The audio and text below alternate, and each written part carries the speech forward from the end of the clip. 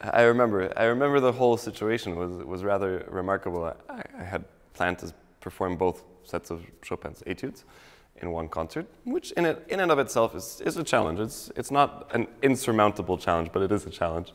And then there was the fantastic feature in the television, which gave huge enthusiasm for ticket sales, and it sold out instantly, and we had to schedule another concert. And the problem was that I had other concerts around and we couldn't find a date. So we said, okay, well, can we do it twice in one day? And being this, very energetic and naive young kid, I said, sure, of course, no problem. I didn't really regret it by the end, but I can tell you that playing the Chopin etudes twice in one day, and of course having to practice them before, was quite exhausting, but very memorable. And my first experience from Rheingau Music Festival and Schloss Johannesburg.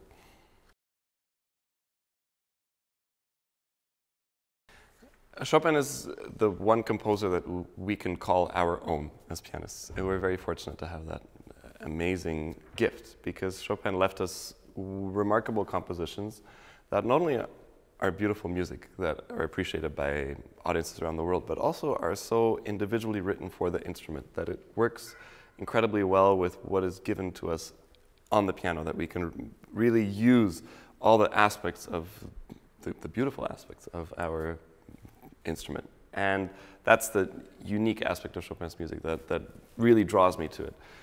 Of course, I love the language. Of course, I love performing it, but it's that innate connection with the piano that really draws me to it.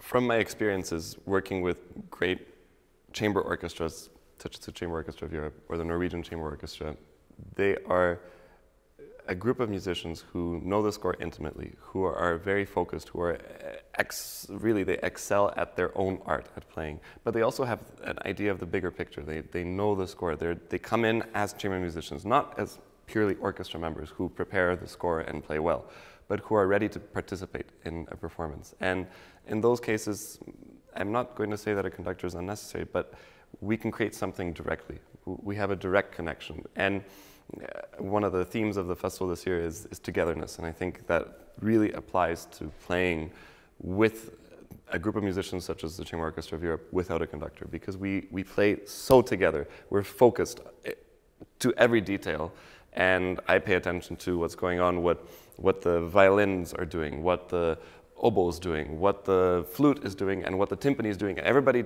has a say in what happens in the end, and I think because they all participate, not only by playing, but also by rehearsing and by thinking about it and by having their own ideas, it creates something very fresh and alive for the audience. It's a very different experience than hearing, of course, a grandiose but sort of static performance with a fantastic orchestra. Here we have this sort of nimbleness. We can really shift from one foot to the other in a few instants.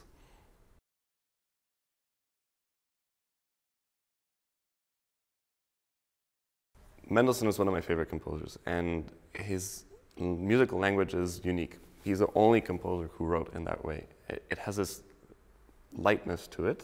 It has this fluidity to it. There's always these running passages. It goes forward. It's always momentum.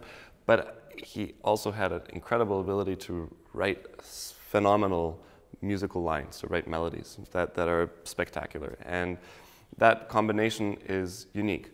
Mendelssohn, I think, is often disregarded as a very lightweight, as a relaxed composer. And that's, of course, his music is uplifting, but I think uplifting is the right word. It's positive, and it has this enthusiasm, and I really love playing it. And I'm sorry I can't be a part of the Mendelssohn week at the Rheingau Music Festival this year, but Mendelssohn's very, very close to my heart.